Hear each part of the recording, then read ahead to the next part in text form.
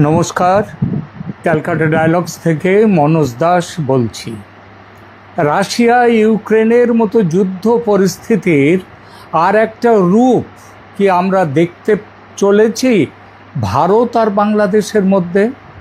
সহজ করে বলতে গেলে যে আশঙ্কার পরিণামে রাশিয়া তার রাষ্ট্রীয় নিরাপত্তা রক্ষা করতে ইউক্রেন আক্রমণ করতে বাধ্য হয়েছে, সেই একই রকম নিরাপত্তাজনিত আশঙ্কা কি ভারতকে বাধ্য করবে বাংলাদেশ আক্রমণ করতে? এখনও এটাকে কোনো কষ্টকল্পনা বলে কারো মনে হতেই পারে, কিন্তু আবার বলছি, এটা যেভাবে এগিয়ে চলেছে তাতে এটা কোনো কল্পনা বা জল্পনার বিষয় নয়, বরং নির্মম বাস্তবতা।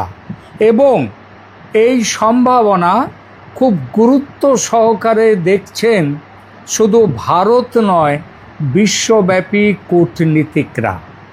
দৃশ্যপট বিশ্লেষণ করে আসুন দেখা যাক এমন পরিস্থিতির সম্ভাব্যতা আসলে কতখানি বাস্তব। 2026 সালের 7ই আগস্ট সৌদি আরব, তুরস্ক, পাকিস্তানের মধ্যে স্বাক্ষরিত মক্কা যৌথ প্রতিরক্ষা চুক্তি, যেটার নাম MGDA, Mecca joint defence agreement, যা সংক্ষেপে মক্কা প্যাক্ট বা ইসলামিক ন্যাটো নামে পরিচিত পেয়েছে, আন্তর্জাতিক ভূরাজনীতিতে এই প্যাক্ট এক অভূতপূর্ব কৌশলগত মেরুকরণ ঘটিয়েছে। ঠিক ন্যাটোর আর্টিকেল 5 নম্বর ন্যাটোর আর্টিকেলের আদলে তৈরি এই চুক্তির প্রধান শর্ত হল, জোটের অন্তর্ভুক্ত কোনো একটি দেশের ওপর সশস্ত্র হামলা হলে তা বাকি সব সদস্য রাষ্ট্রের ওপর হামলা হিসেবে বিবেচিত হবে। মানে বাংলাদেশকে, একেবারে পরিষ্কার করে বলি, বাংলাদেশকে যদি ভারত আক্রমণ করে তাহলে বাংলাদেশের পাশে এসে দাঁড়াবে পাকিস্তান, তুরস্ক, সৌদি আরব। বোঝা গেল? সম্প্রতি অবশ্য এখনও বাংলাদেশ এই জোটে এখনও যোগ দেয়নি, তবে বাংলাদেশের পররাষ্ট্র প্রতিমন্ত্রী হুমায়ুন কবির এই জোটে যোগদানের সেই বিষয়ে বাংলাদেশের ইতিবাচক পর্যালোচনার ইঙ্গিত দিয়েছেন। এবং এই ইঙ্গিত দেওয়ার পর দক্ষিণ এশিয়ার ভূরাজনৈতিক ও সামরিক সমীকরণ এক অত্যন্ত জটিল ও সংবেদনশীল মোড়ে এসে দাঁড়িয়েছে। এই সাম্প্রতিক প্রেক্ষাপট এবং ভারতের সিকিউরিটি কনসার্ন থেকে প্রোঅ্যাক্টিভ পদক্ষেপ, মানে এক ধাপ এগিয়ে চিন্তা করে সেই অনুযায়ী ব্যবস্থা নিতে ভারত কি বাধ্য হবে? যেমন বাধ্য হয়েছিল রাশিয়া ইউক্রেনের বিরুদ্ধে ব্যবস্থা নিতে, যুদ্ধ ঘোষণা করতে। আন্তর্জাতিক সম্পর্কের ইতিহাস আমাদের একটা ধ্রুব সত্য দেখায়, কোনো পরাশক্তি তার ভৌগোলিক সীমান্তের ঠিক ওপারে প্রত্যক্ষ সামরিক হুমকি তৈরি হতে দেখে নিষ্ক্রিয় বসে থাকতে পারে না। বিশ্ব রাজনীতির যে নীতি ইউক্রেনকে সংঘাতের মধ্যে ঠেলে দিয়েছে, সেই ঠিক একই ভূরাজনৈতিক বাস্তবতা আজ আমাদের দোরগোড়ায়। গত 7ই আগস্ট সৌদি আরব, পাকিস্তান ও তুরস্কের মধ্যে স্বাক্ষরিত মক্কা যৌথ প্রতিরক্ষা চুক্তি দক্ষিণ এশিয়ার ক্ষমতার ভারসাম্য এক লহমায়, এক ঝটকায় বদলে দিয়েছে। এই জোটের মূল শর্ত ওই ন্যাটোর মতোই। ওই যে বললাম, এক দেশের ওপর হামলা মানে সবার উপরে হামলা ধরে নেওয়া হবে এবং সবাই মিলে সেই দেশের তাদের বিরুদ্ধে দাঁড়াবে, মানে তাদের পক্ষভুক্ত হয়ে যে সদস্য দেশ তাদের পক্ষে লড়াইতে নামবে। বাংলাদেশের পক্ষ থেকে এই সামরিক জোটে যোগদানের যে ইতিবাচক বার্তা দেয়া হয়েছে, তা দিল্লির জন্য কোনো সাধারণ কূটনৈতিক সিদ্ধান্ত নয়, বরং এটি একটি অত্যন্ত প্রত্যক্ষ কৌশলগত আশঙ্কা। কৌশলগত গভীরতা ও সিকিউরিটি এই ডাইলেমা বাস্তববাদী আন্তর্জাতিক নীতিরই ফল। এই আন্তর্জাতিক নীতি অনুযায়ী সীমান্ত ঘেঁষে যদি কোনো বৈরী সামরিক ব্লকের ছাতা তৈরি হয়, তবে ভূখণ্ডগত নিরাপত্তা নিশ্চিত করতে রাষ্ট্র সিকিউরিটি ডাইলেমার মুখোমুখি হয়। ইউক্রেন যখন ন্যাটোর সদস্য হওয়ার জন্য অনড় হয়েছিল, তখন রাশিয়ার মস্কো থেকে মাত্র কয়েকশো কিলোমিটার দূরে প্রতিপক্ষ সামরিক জোট ন্যাটোর উপস্থিতি রাশিয়া তাদের অস্তিত্বের জন্য হুমকি বিবেচনা করেছিল, এবং সেটা স্বাভাবিক। রাশিয়া তার জাতীয় নিরাপত্তা রক্ষায় তখন প্রোঅ্যাক্টিভ হয়ে ইউক্রেনে সামরিক অভিযান শুরু করে। কখন করেছিল? ইউক্রেন ন্যাটোর ফর্মাল মেম্বার বলে ঘোষণার আগেই। ভারতের ভৌগোলিক এবং তার জন্য প্রোঅ্যাক্টিভ হয়তো ইউক্রেনের সামরিক অভিযান শুরু করলো রাশিয়া।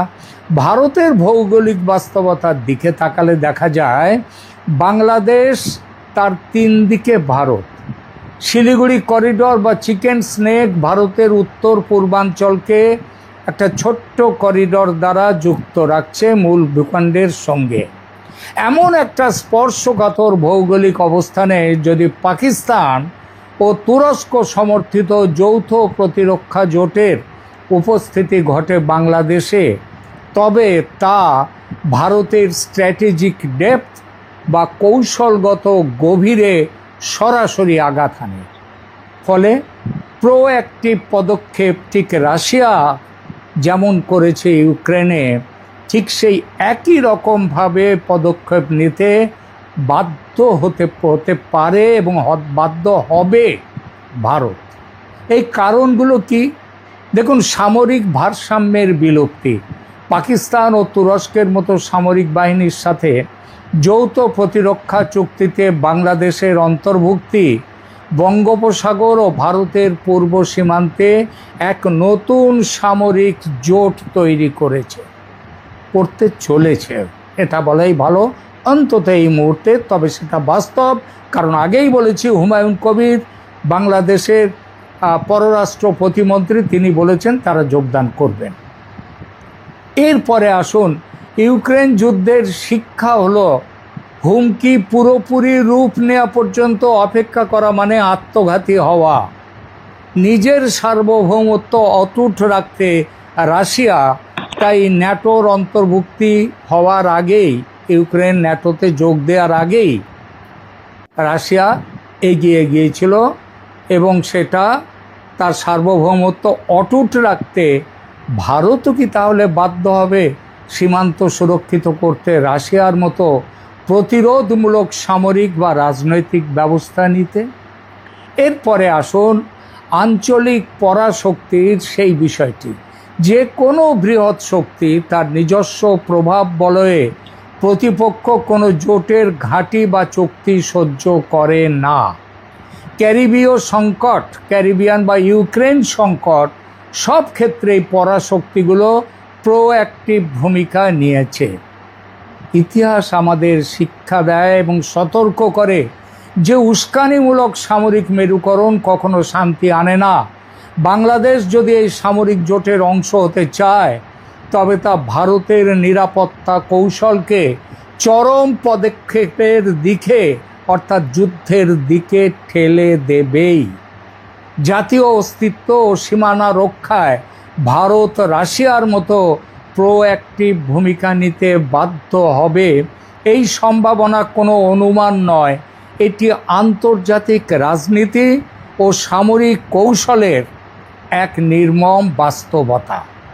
রংপুর অক্ষ থেকে বিচ্ছিন্ন করে শিলিগুড়ি করিডর প্রশস্ত করা এবং চট্টগ্রাম উপকূল বিচ্ছিন্ন করে বাংলাদেশকে ল্যান্ডলকড রাষ্ট্রে পরিণত করার এই দ্বিমুখী সামরিক কৌশলটি ভূ রাজনৈতিক ও সামরিক বিশ্লেষকদের একটা চরম তাত্ত্বিক মডেল, এবং ভারত এই মডেল নিয়ে চর্চা শুরু করেছে গত বছর থেকে, যখন অসমের মুখ্যমন্ত্রী হেমন্ত বিশ্ব শর্মা বলেছিলেন যে বাংলাদেশ ভারতের চিকেন স্নেক বা শিলিগুড়ি করিডর নিয়ে তারা নজর দিচ্ছে, চীনকে ডাকছে ওটা কেটে নিয়ে যাতে উত্তর পূর্ব ভারতকে বিচ্ছিন্ন করা যায়।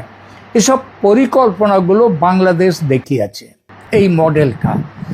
আর এই মডেলটা সেইটা যদি এখন ভারতও যদি বলে, তখন কি বলেছিলেন হিমন্ত বিশ্ব শর্মা বলেছিলেন যে ভারতের একটা চিকেন নেকের দিকে তোমরা নজর দিচ্ছ, তোমাদের দুটো চিকেন নেক আছে। এই দুটো চিকেন নেকের একটা হচ্ছে রংপুর আর একটা হচ্ছে চট্টগ্রাম, এই দুদিকে। আর এই দুটোকে বিচ্ছিন্ন করলে কি হবে, বাংলাদেশকে একটা ল্যান্ডলকড রাষ্ট্রে, মানে যার চারদিকে জমি ভূখণ্ড, মানে সমুদ্রে যাওয়ার জায়গাটা থাকবে না। এবং এই দ্বিমুখী সামরিক কৌশলটা ভূ রাজনৈতিক ও সামরিক বিশ্লেষকদের তাদের মাথায় এখন এসেছে।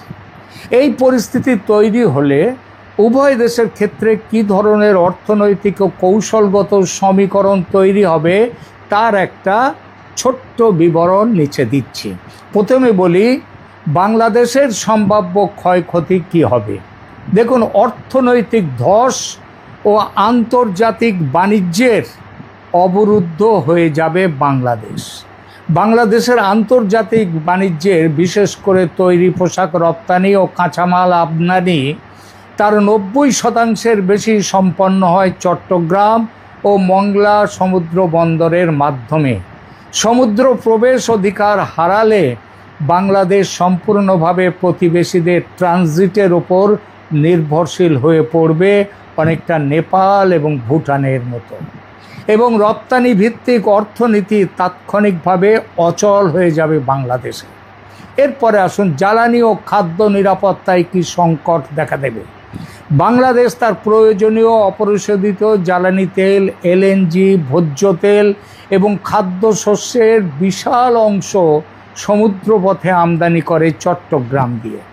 সমুদ্রপথ বন্ধ হলে দেশটিতে তীব্র জ্বালানি ঘাটতি ও মহামারী আকারের মুদ্রাস্ফীতি দেখা দেবেই। তৃতীয়ত, ব্লু ইকোনমি, মানে সামুদ্রিক যে ইকোনমি, সামুদ্রিক সার্বভৌমত্ব যেটা এখন বাংলাদেশের আছে সেটা হারিয়ে যাবে।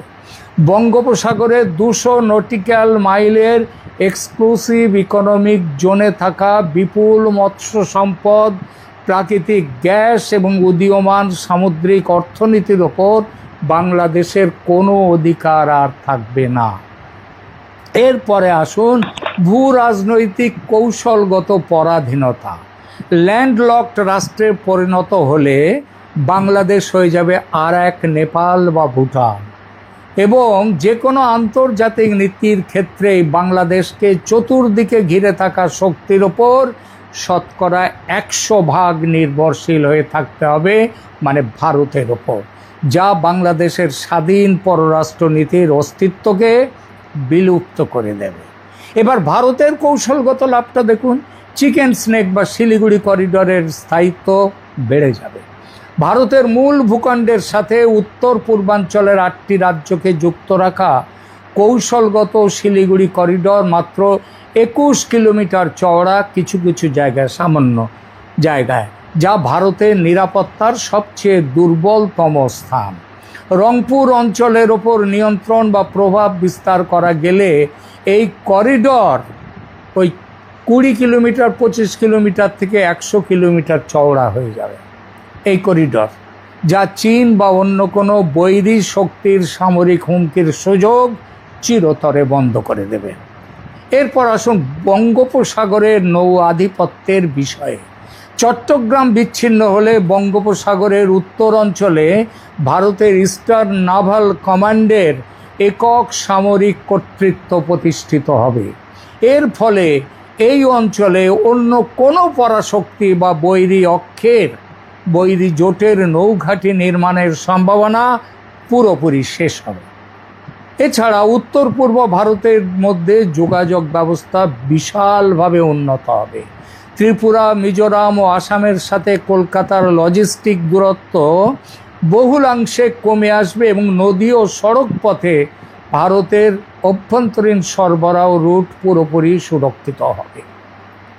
এটা কারণ এই সুবিধাগুলো সেগুলো বললাম। এরপরে আসুন, একটি রাষ্ট্রকে সমুদ্রপথ থেকে বিচ্ছিন্ন করা মানে তার সার্বভৌম রাষ্ট্র হিসেবে টিকে থাকার অর্থনৈতিক শক্তি যেটা, সেটাকে পঙ্গু করে দেয়া।